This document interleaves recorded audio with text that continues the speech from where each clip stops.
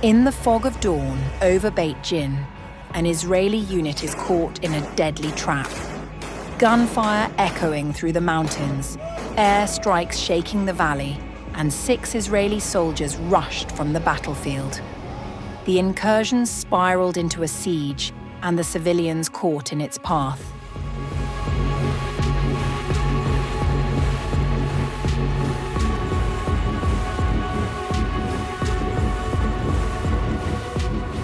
At least 12 people, including children, have been killed as Israel launched another incursion into Syrian territory in the Damascus countryside, according to Syrian state media.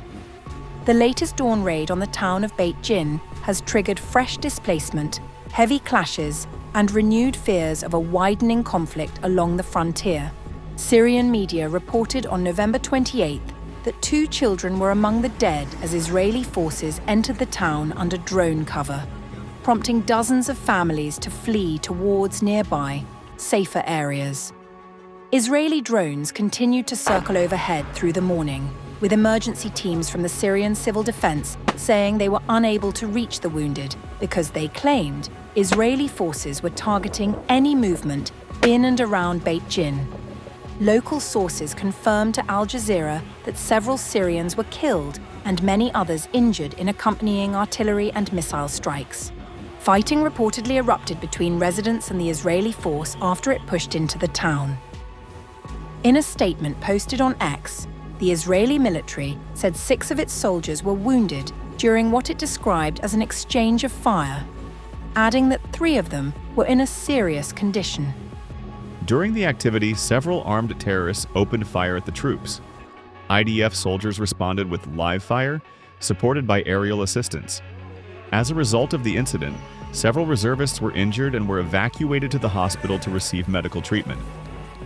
Israeli newspaper Yedioth Ahronoth reported that the Israeli unit, which entered Beit Jinn, came under heavy fire and was effectively surrounded, triggering a wave of airstrikes and artillery fire designed to extract the troops.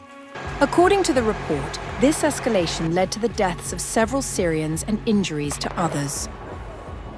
The incursion is the latest in what Syrian officials and human rights groups describe as increasingly forceful and frequent Israeli operations in Quneitra province and the Damascus countryside. These escalations have accelerated since Israel expanded its occupation of southern Syria following the ousting of President Bashar al-Assad in December 2024.